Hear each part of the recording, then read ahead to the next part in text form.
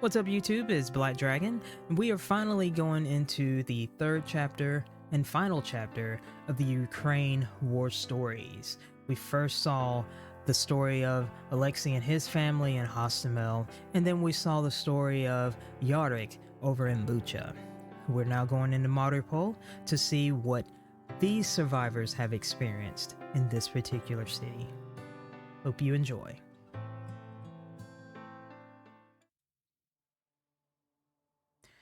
Kornienko, wake up. Make some tea if you have to. The head doctor shouted, jolting me awake. It was still more pleasant than my awakening a few hours earlier, from the first shells hitting the city. We don't have much time, and I'm not going to be repeating myself. Is that clear? Sir, yes sir, I fired off, sitting up straight. Victor Dumko, the head doctor, smirked a little.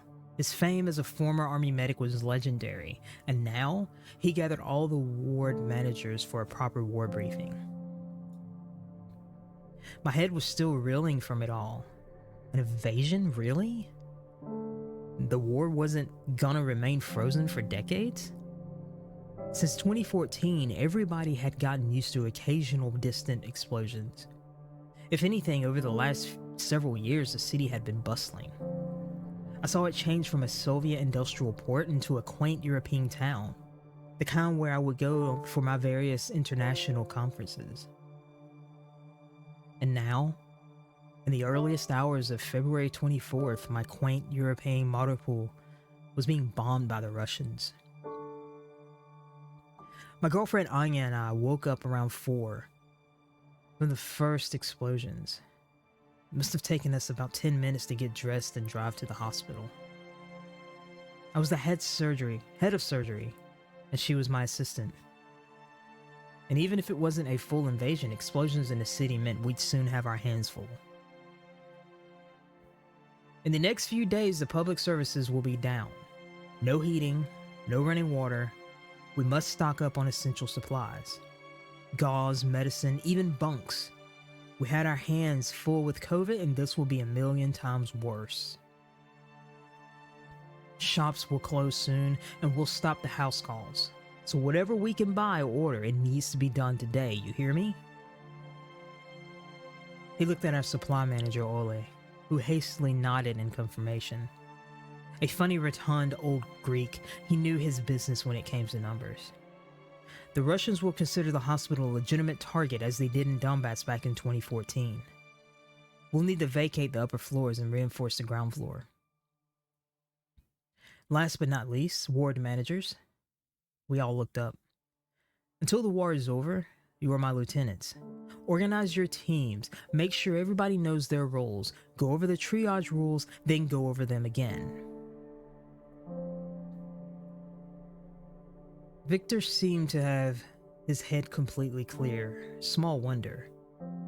He was a Soviet officer, an army medic during the war in Angola. When I was dismissed and I left the office, I had no idea what to do. Anya was already in the hallway and she hopped up to me the moment I was out. How was it? What did he say? Not that much and a whole lot at the same time. What mattered was, what was I going to do? We can reinforce the building because safety does come first.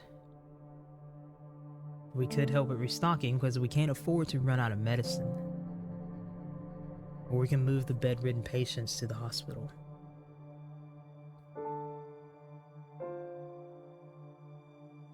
Let's go with reinforce. I gathered the rest of the ward and relayed Victor's instructions. If we're going to do something well, we'd have to focus on one task at a time. I decided that we'd help him reinforce the hospital. We stripped the upper floors of equipment and got the territorial defense to share some sandbags. They went toward reinforcing ground floor windows and steadily making the place feel safer. I didn't know how much they had helped, but at the end of the day, nobody felt like their efforts had been wasted. Still, I wonder if this was the best use of our time. On that first uncertain day, nothing was guaranteed. If only I'd known back then how bad it could really get.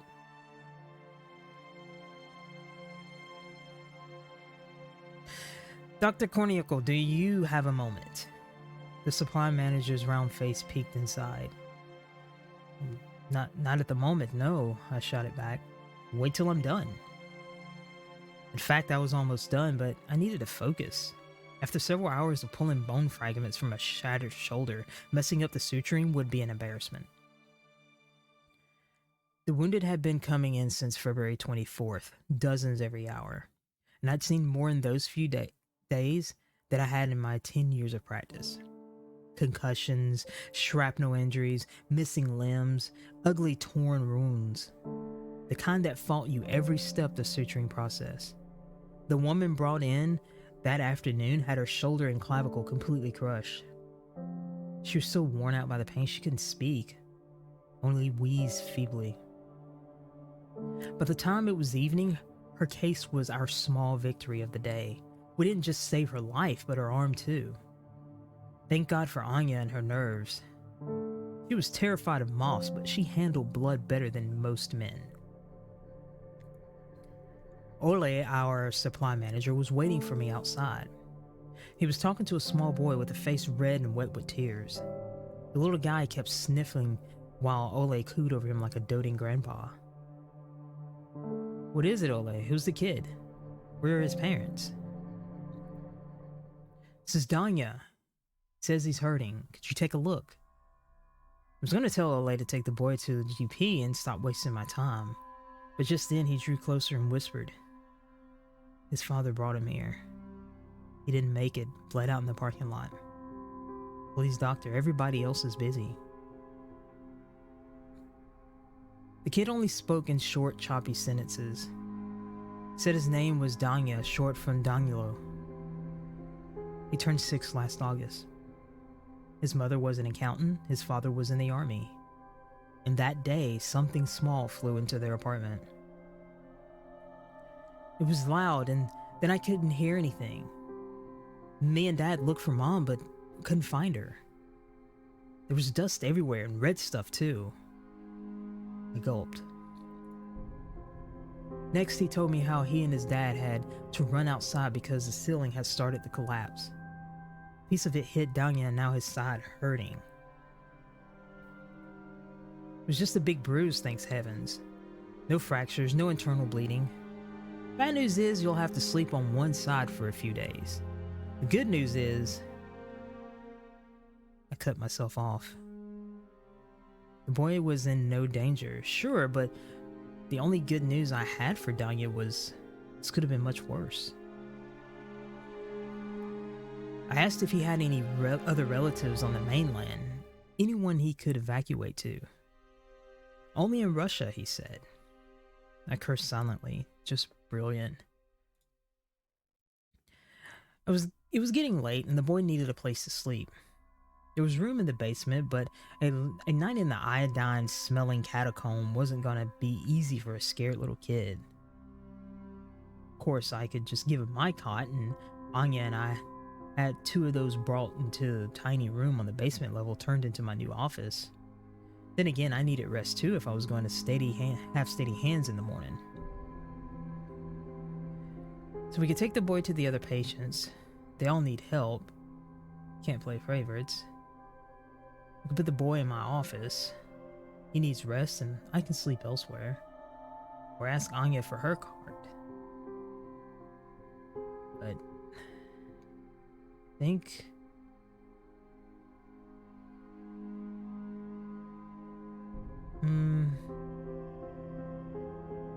I'll put him in my office.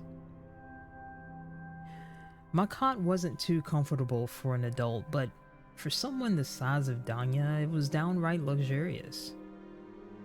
Anya was proud of me. She spent some time talking to Danya before sleep, and while he wasn't very talkative, I think it made him feel a bit safer. You did the right thing. I just wish you could get some proper rest as well, she whispered when Danya was already asleep. Yeah, I wish I could. In the coming days, many more kids would be brought to the hospital. Our supply manager, Ole, worked for two at the time, both keeping the hospital stocked and children entertained. He had quite a way with them. Me? I wouldn't know what to do with kids, and if I did, I had my hands full with the wounded. And they only kept arriving.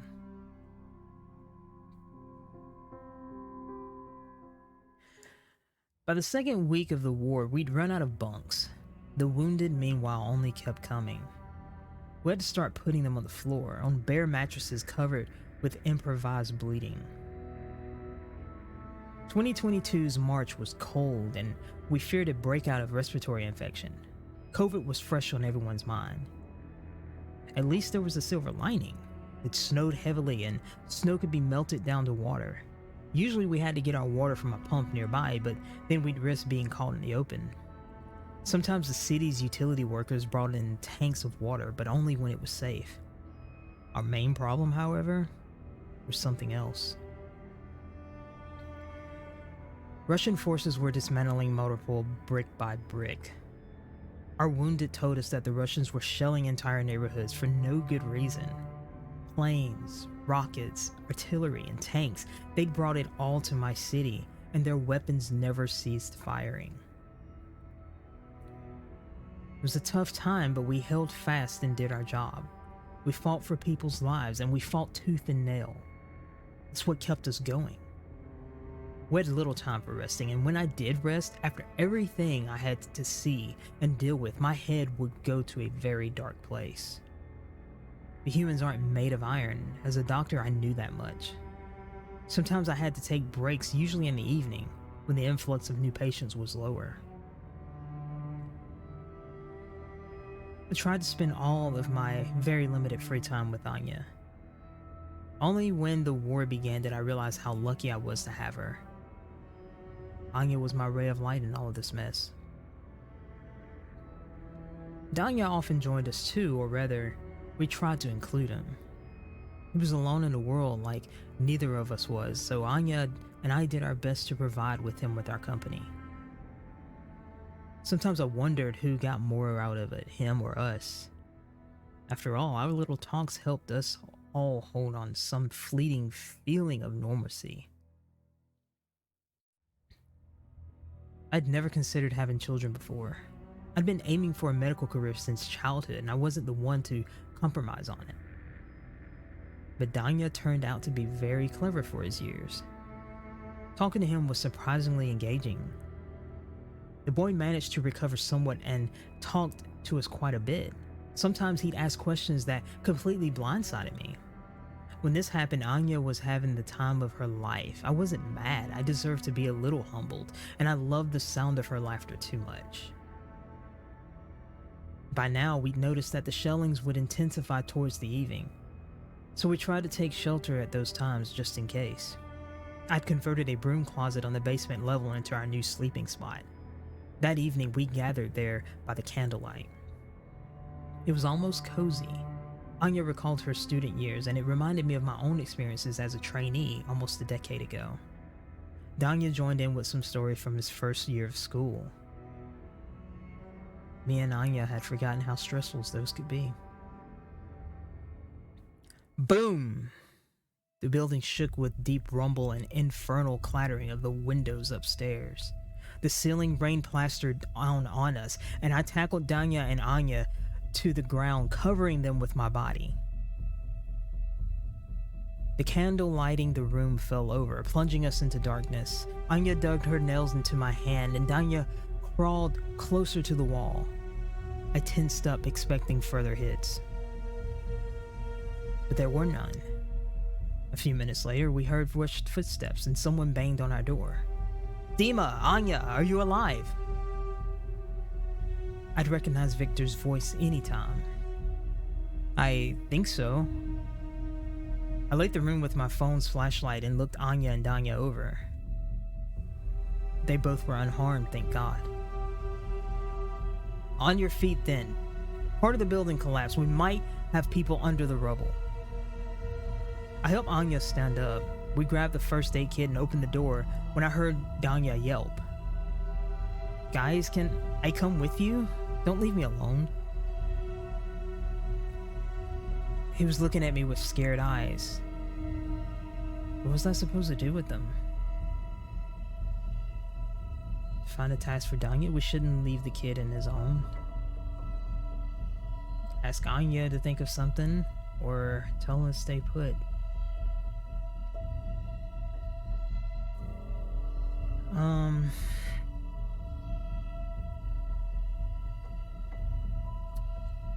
Ooh, that's tough, because I would hate to take him in there with us. He'd be safer in the basement. I shook my head. No, you can't come with us. His lips shivered with oncoming tears, so softened up a little. Listen, big guy, it's dangerous upstairs, so only me and Anya will go for now. After it's safe, we'll come and get you, okay? With no more distractions, we rushed towards the lobby. The night was going to be long. It took us until morning to clear the debris. Exhausted, me and Anya sat down against the wall in the lobby, watching the dead being rolled into white sheets. That night cost us 4 patients. 2 more were missing, including our supply manager, the old Greek Ole Pixkati. Perhaps he got buried under the rubble. The war kept taking people from us.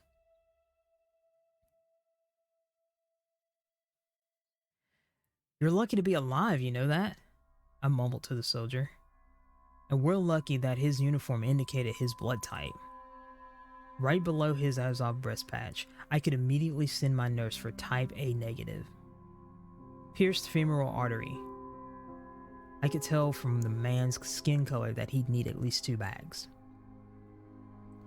That morning, the military brought in several of their wounded. Most of them only needed their wounds dressed, but one soldier was critical. A young fellow they called Hindu. I quickly found out why. Meh, if I die, I'll just wake up in a new body. He grinned through pain. With all the blood still in it. He was barely lucid, worn out by pain and blood loss, but could still tell jokes. I was honestly baffled. If I were him, I'd be screaming my head off. We couldn't snipe him back. He was holed up good, 2nd floor, so he pantomimed aiming and firing a rocket launcher several times. Boom! Brought the 3rd floor down on him. Hindu grinned again. As I finished inspecting his leg, I awkwardly smiled back. Of course, I was glad to hear our soldiers were fighting the Russians off, but I had bigger problems on hand. There was no exit wound in Hindu's thigh. There was still a bullet stuck inside. Damn it. Dima! Hearing Anya's voice was a relief. I'd need an assistant. You're here, good. We've got surgery coming up. Hindu is Dr. Philipchuk. She will... That's when I saw the soldier had passed out. Dima, they brought in a woman, shrapnel injuries, heavy bleeding. None of the relatives knew first aid. I rushed to check the pulse. It was there, but weak and uneven. I needed to remove the bullet as soon... Hold on. What woman? Oh God, I'm sorry. I'm so sorry. I tried to help, but... Another woman cried. I turned around and saw them. Anya, the woman who spoke, and the wounded one, lying on the mattress. I could see blood-soaked gauze showing from under the clothes. Deep crimson is soaked through, barely stopping any bleeding. Doctor, please, she's my sister. She's got... Oh goodness, she has kids back home. I felt Anya grab me by the sleeve, snapping me out of my daze. I pointed towards Hindu. This man is in critical condition. Someone else has to be... Mila had kids. Mila was dying. More orphans were in the making. As if poor Danya's eyes hadn't been stuck in my head already. But she couldn't wait. But neither could Hindu. I closed my eyes and I took a breath. Anya, get the tools you're assisting. We'll be operating.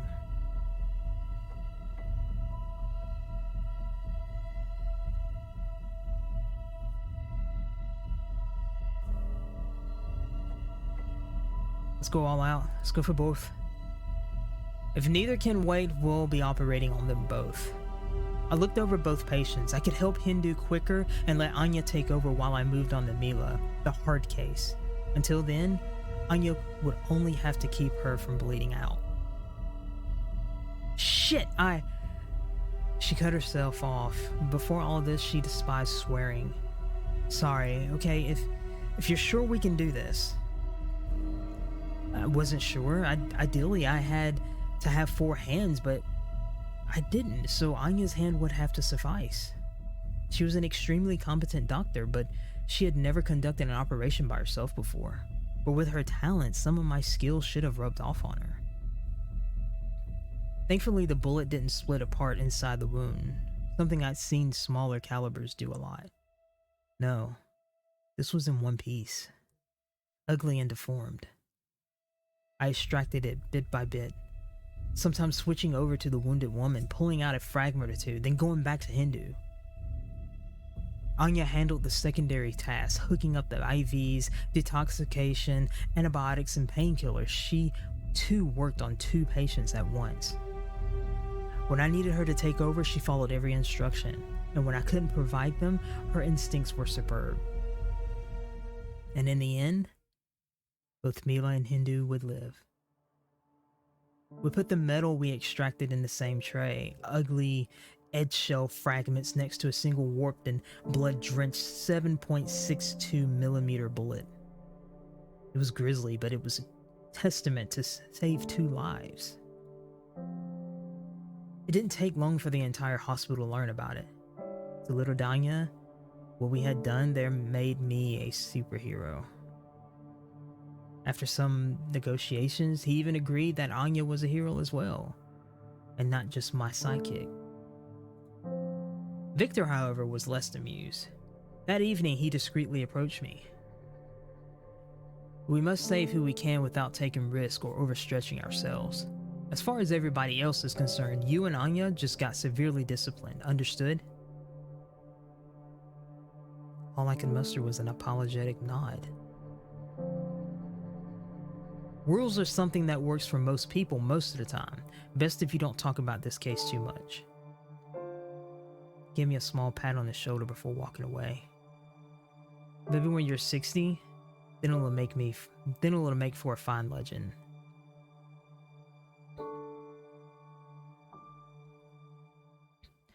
The shelling of the hospital and the heavy influx of patients made us alter the normal procedures. The patients from the destroyed wing were moved to the intact part, resulting in overcrowding. Some operating rooms got damaged too, cutting our total number of them. At least the remaining ones were warmer and safer. We were quickly running out of supplies, however. Our supply manager Ole used to be responsible, but he was still missing.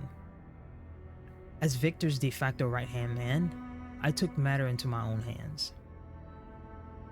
I went through Ole's paperwork and found several phone numbers to the pharmacies and warehouses supplying us. The lines were all dead, however. Our only remaining option was to go out into the city. That came with the risk of being caught in the open or worse, coming face to face with the Russians. And we'd heard plenty of stories by now. Anybody who wasn't one of their own, the Russians shot to kill. We had no other choice. At first, the away team was supposed to be me and 2 colleagues, but at the last moment, Anya decided to join us. I failed to talk her out of it. On our way out, Victor approached us. Dima, take this. Leave this somewhere visible. It was signed and sealed receipt from the hospital, claiming we were obliged to compensate the pharmacy's owner after the war was over. Victor really was a Soviet man, down to his love for largely meaningless bureaucracy. Hell, what if neither the pharmacy nor its owner would even survive the war? Still, I promised to leave the receipt as ordered. The trek to the drugstore took a long time as we moved slowly and carefully, alert at all times. We watched our step obsessively, as by now there are thousands of mines and unexploded shells scattered around the city. The biggest worry this whole time was whether the pharmacy even had survived. Where would we even get more medicine if it didn't? Thankfully, it was intact and miraculously hadn't even been looted. We broke the lock and filled our bags to the top. And then, our journey back became eventful. Anya was the first to pick up on the noise of the approaching planes. We dashed towards the heavily damaged houses on the right side of the road, hoping the Russians wouldn't want to bomb that ruin a second time. The house on the other side of the road were still occupied, with someone's laundry drying on one of the balconies. 2 planes popped out from behind the clouds and zoomed past us, forcing us to duck. A brief whistling sound cut through the air, and then the ground shook. The 5-story building before us exploded into fire and smoke. I saw Anya cover her head and scream, but I couldn't hear it. The explosion took my hearing for a few moments. We hunkered down as broken bricks and glass showered our shelter. It took us a minute to come to our senses.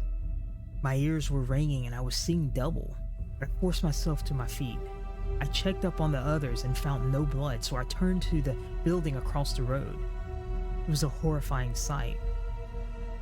At least half the building had sunk, with a large chunk of plastic apart. The heat of it assaulted my face. My hearing returned abruptly. A wave of screaming and wailing.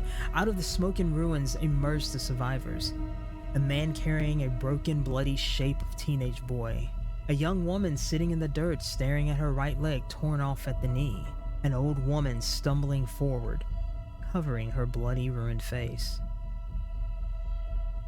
I heard Anya's distraught gasp. She was right behind me. Dima, we have to help them. We have to help them. I knew she was right, but I also knew we were carrying the precious medicine needed at the hospital.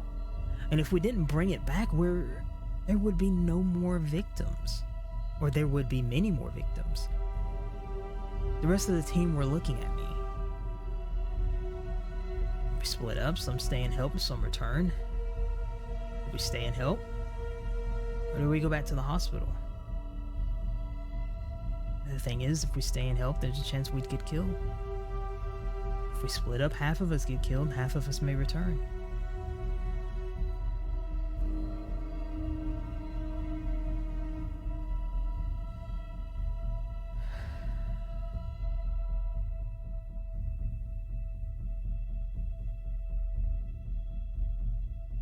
So let's split up.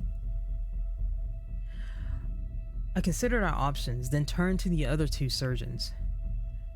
Take half the bags and go back. Me and Anya will help the wounded and be right behind you.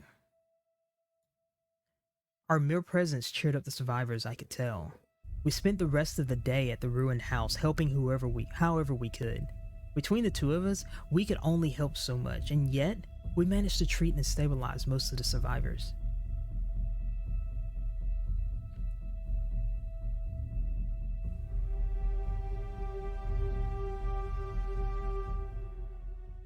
The day started with another shelling, an especially heavy one. The city was surrounded and we were in range of everything the Russians couldn't fire at us. There were dozens of wounded coming in every hour, telling horrifying stories. Some had been hit inside their homes, some while trying to evacuate. Some were shot simply for being in the wrong place at the wrong time. We all worked 3 to 4 hour shifts that day, and we were still short on hands.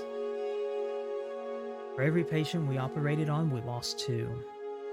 And of those on whom we operated, only 3 out of every 5 survived. One case stood out to me. A young couple fell under fire while trying to evacuate. The girl only got nicked and recovered well enough. Her boyfriend, however. I gave quite a fight, but there was nothing I could do in the end.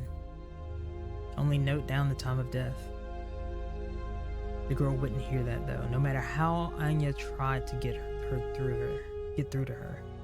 An hour later, the girl would still be there, sitting by the bunk, holding onto the hand sticking out from under the white sheet. I don't think I've ever needed to smoke more. That evening, Anya was awfully quiet. With how tired we usually were, she wasn't very talkative to begin with, but usually we could be comfortable in silence. Not this time. I could feel it. Dima, can I ask you something? She lied down on her cot, looking up at me. Anything you want. Just... She looked away for a moment. Just stay alive, okay? I can't do this without you. Everything will be okay. Despite everything, we still have each other. I froze. We never really talked about our feelings that much. Never complicated things. I knew Anya felt for me, obviously, and I tried to make it known too, but today's episode put things in perspective. We were suddenly both acutely aware just how much we didn't want to lose each other. I'll do all I can, darling. We're all gonna make it, I promise you. And I gave her a caring hug. Anya sighed and shifted a little, settling into my embrace. She was tense at first, but soon it was gone and her breathing had evened out. She drifted off to sleep and eventually I joined her. We still had each other. And we were all gonna make it.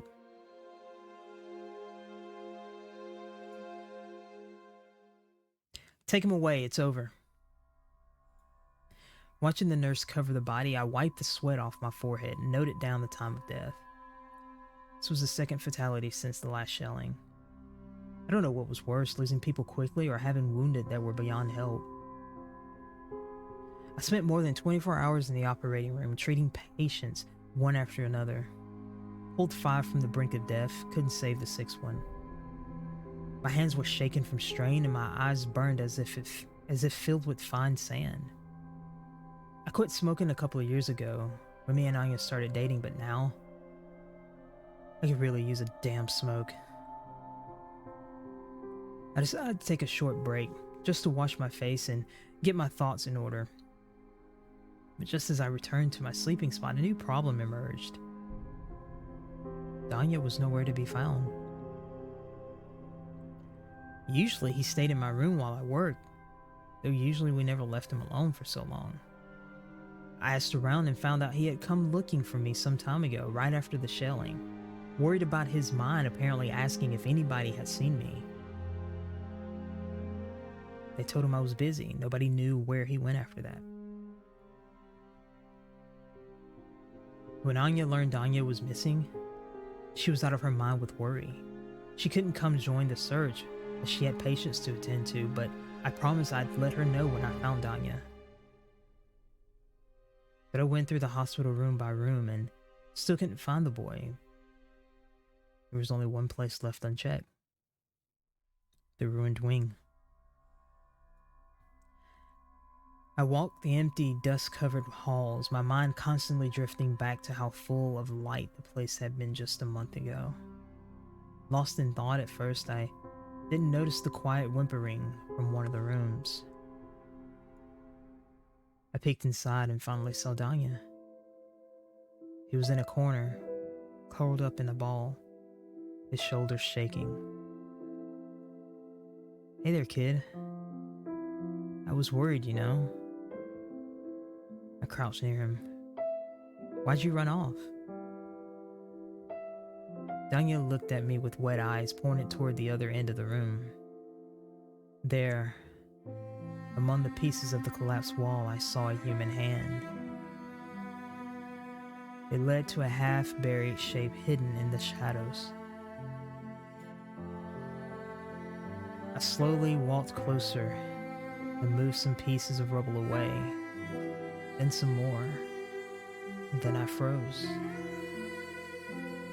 It was Ole, the supply manager. Gaunt, desiccated, staring at me with glassy eyes.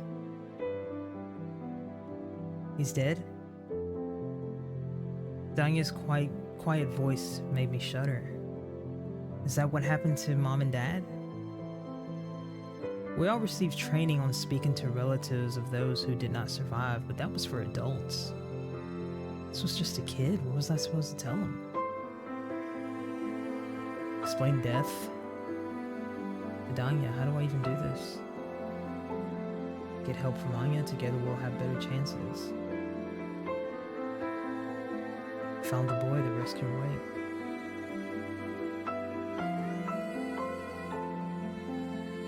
Let's get help from Anya.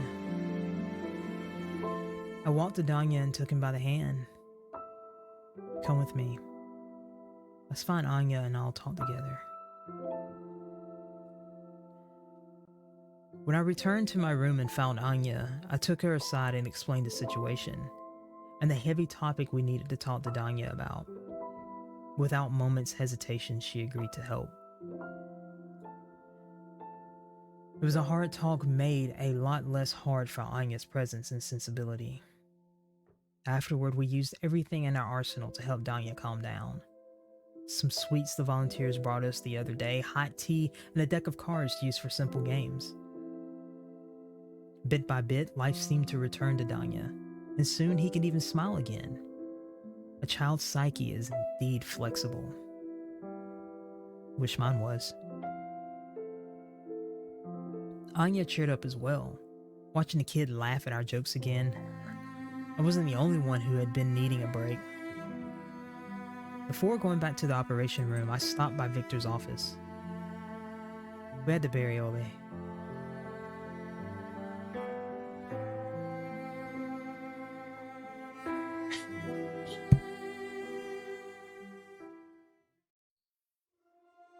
Dima, how did you become a doctor?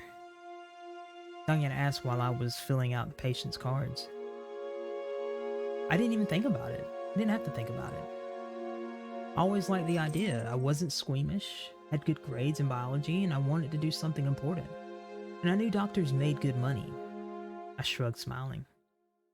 But the main reason is the job is literally about saving people. What's not to like? Danya nodded with a thoughtful look, charmingly serious for his age. But I could tell my answer got him thinking. Usually he asked about stuff because he was bored. The hospital affairs didn't involve him, and there was very little to hold his attention. This time, it wasn't idle curiosity. I could tell there was something he wanted to discuss, but I didn't want to be blunt about it.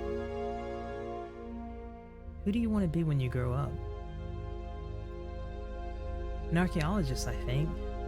I love dinosaurs, they're all so cool. I chuckled, and he got that right. Dinosaurs are so freaking cool. But I think I want to help people like you do. He hopped closer. Can you show me how you do it? I'll be a doctor too. Huh. The boy looked up to me. He really did, and somehow I never noticed. There was no way I could say no to him. Is that so? Well, in that case, I'd make you an intern for a day. I couldn't dream of a better helper. The moment I explained to him what an intern was, he initially confused Danya, burst with enthusiasm. Yeah, that would be so cool. I quickly finished up the patient's cards. Luckily, Danya was a lot more patient than your average 6-year-old, and from there, I set about teaching him the doctor's trade. We went over first aid and the basics of anatomy. Nothing too advanced, and Danya lapped it up with genuine interest. He was frankly more interested in that than some of the people I used to study medicine with. Once the lecture was over, I decided to reward Danya somehow. Congratulations, young man. You made it as an intern in our clinic. Sadly, we're a bit short on fitting scrubs, but I've got something even better for you. I found my old stethoscope and solemnly put it on him like a medal. Danya was overjoyed. He puffed out his chest like a little bird, then rushed to give me a grateful hug. I smiled, and I gave Danya a pat on the head. Felt oddly satisfying, though I may have sparked the kid's interest in medicine. I had completely forgotten how clever he was. I'd have to talk to him more often. The situation had hit rock bottom several days into the war, and yet it somehow got worse. All pharmacies had been cleaned out and our shortages were getting dire. The city had no heating or running water. People cooked over campfires and often didn't have time to run for cover when shelling would begin. Victor called them our future patients. Somehow, the local cell phone company continued to provide coverage, but only in the city center. Walkie-talkies worked a lot better. The military had lent one of their own to Victor, so he could request help if necessary. As we found out, requests for help could go both ways. We need all you can give us. Bandages, hemostatics, painkillers. The voice on the other end wavered. You can spare any, over. Victor and I exchanged glances. The head of the anesthesiology sunk his face into his hands. We couldn't spare anything. Whatever we gave away, we ended up lacking. Still, Victor decided to follow through. Would that be enough? Have your medic made a list over? Won't happen, one of them is dead. The other got wounded and the Russians took her. There was a moment of uneasy silence. Presumed dead as well. Over. Stay put. I will contact you in 10 minutes. Out. Victor dismissed all of the ward managers except for me. Then he looked me in the eye. Dima, I'm going to help those boys. You run the hospital while I'm gone.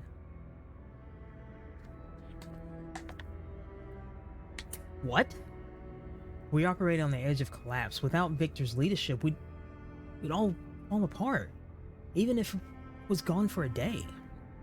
And if something happened to Victor out there, I knew he valued honesty, so I told him my concerns directly. Listen, our Mariupol is ruined. The city no longer exists. When our medicine runs out, the only sensible decision will be to evacuate. He gave me an unsettling look. But right now, our boys are dying out there. I used to be a combat officer, so unless you have a better idea... Damn, I admired him at that moment. But I knew he was exactly where he was needed the most. On some level, I knew he was right. Hospital was failing, and we could only do so much while holed up inside. But Victor wasn't the only talented surgeon here. Sure, Anya would be out of her mind with worry, and I wasn't enthusiastic about bullets either, but if a volunteer was needed, it could very well be me. Then again, the Marines only requested medicine. Perhaps that would suffice. I could let Victor go. I could volunteer. We'll give meds. Can't really risk anyone.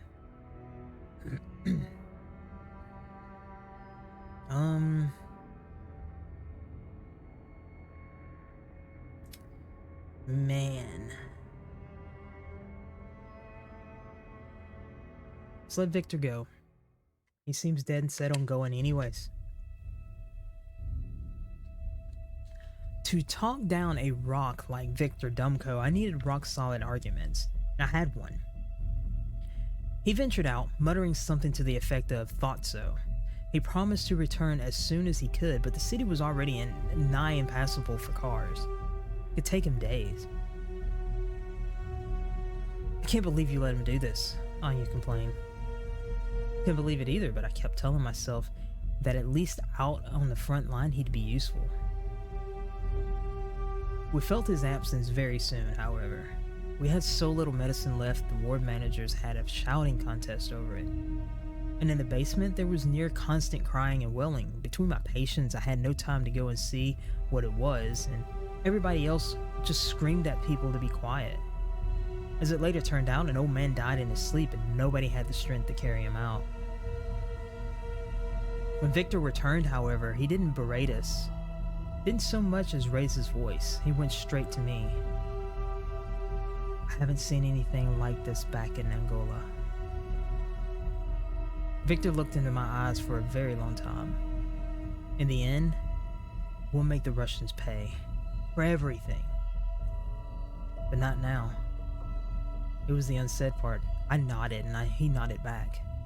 For now, we work as before. But tonight, I will start inquiring about evacuation.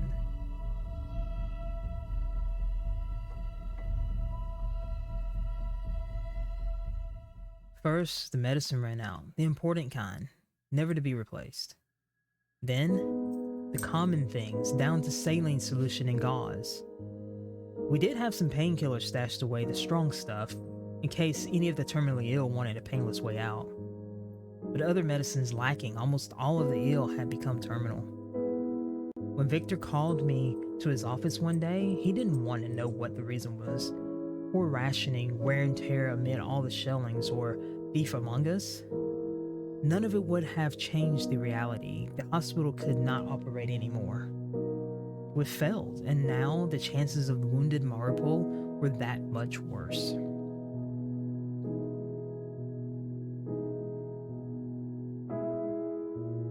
Well, there's the ending of that one. I hope you enjoy the stories of Ukraine war stories, of all the different survivors and everything that they've gone through. A lot of people don't realize how bad it is out there. So all we see on TV is just the fighting.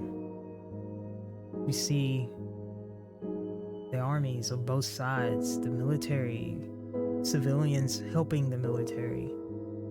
But what we don't see is the civilians that are going through all this, all of the survivors that are having to deal with what these people dealt with in these stories. Over here in America, we take everything for granted. A lot of us would never survive like how some of these people did in Ukraine. We should all be very thankful. Thanks for joining me in this.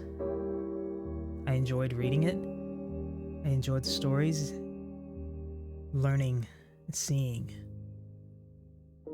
And I hope you did too. And I will see y'all next time.